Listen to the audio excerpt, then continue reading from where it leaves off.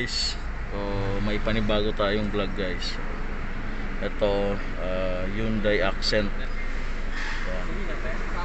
So ito pagka pinipit itong manibela na malakas yung parang nagka-grinding siya.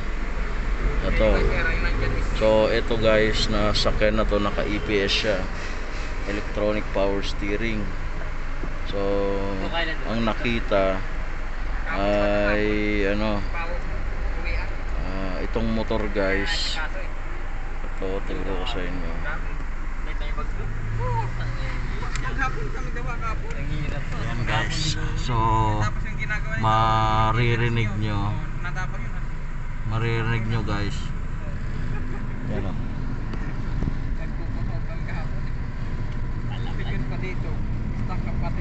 Yung tunog na yan guys, yung play na yan, parang nag-grind siya. Yan, dahil yan dyan sa motor na yan, dito sa EPS. So sira na yung motor na yan. Meron namang nagre-repair niyan. Kaso ang pinakamaganda guys ay palitan ng bagong motor. Yun yung pinakamaganda. So kung meron kayong mapapa-repairan yan, pwede naman. Pero ang pinakang advisable dito, papalitan ng bagong motor para tumagal talaga yung sakyan. Yan. So ito guys, basic tips lang. Papalitan namin to ng ng EPS motor. So titino na yan, mawala na yung grinding sound na yan. Yan. So tips lang to guys, para pag naka-encounter kayo ng ganito, hindi yung pang-ilalim yung mga gagalawin nyo. So dito lang yan sa loob, yung motor lang. So kailangan guys, pag nagbabaklas tayo, nakalock yung manibela para hindi umikot guys, hindi masira yung clock spring. Ito na lang sa mesa. Module. Ito maganda, nasa lubang module.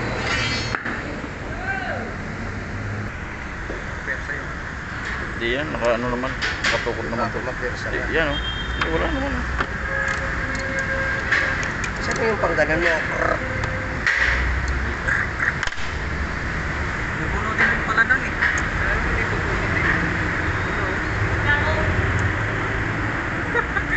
Sinaksak mo pa eh. Nagulo mo rin yung sikat.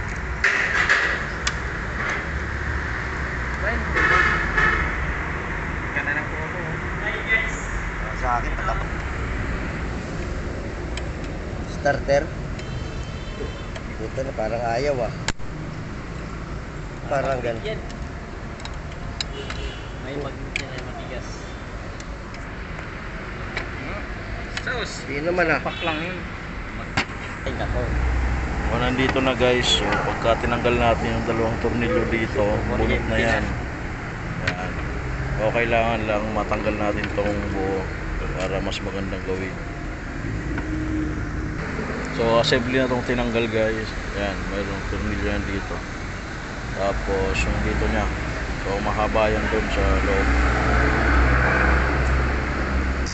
Yan guys, so direkta natin. Yan, napakalakas ng tunog. So positive nga si Rato. So yan lang naman guys, magtatanggal tayo nito. Yan. Tapos yung cover dito. Yan. Tapos yung dito. Dito guys. Yan. Tapos yung steering coupling. Yan. So napakasimple lang naman. So mamaya ikakabit natin yung bago. So ito na yung bago guys. Yan. Bago. So sasalpak lang naman yun.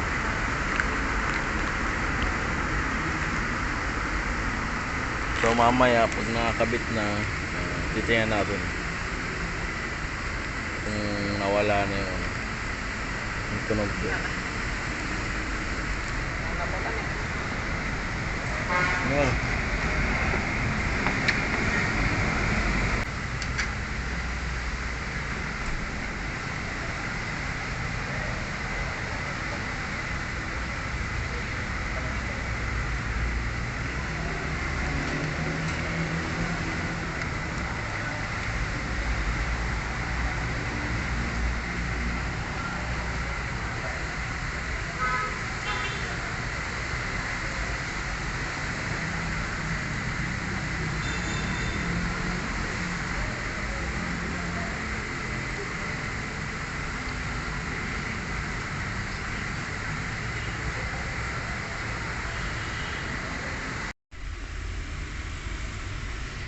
Yan guys, so ikinakabit na. Yan.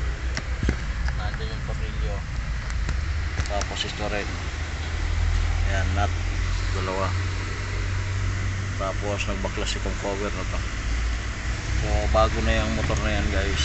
Tingnan na lang natin mamaya pagka naiset na natin lahat. Kaya natin yung ano ba, kung nawala na yung tunog. Yan guys, so nakakabit na lahat.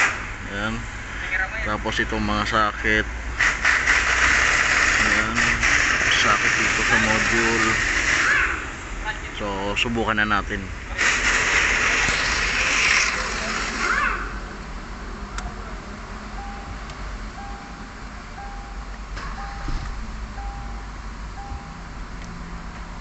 Ayan guys, so tayo sa ilalim. Ari ko.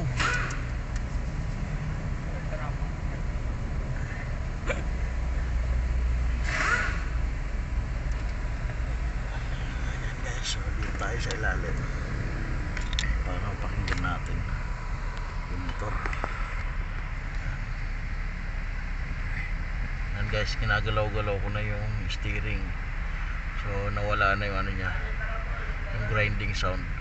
Yan, kinagalaw-galaw ko yan. Wala na guys yung grinding sound niya. Yan, wala na. Galaw-galaw ko yan guys.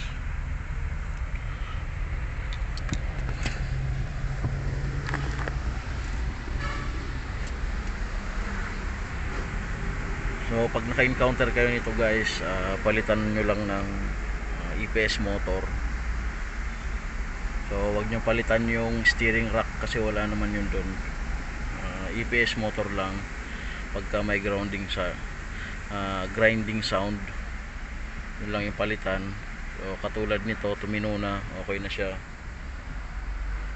So ganun lang guys. Like and subscribe to my channel. Thank you.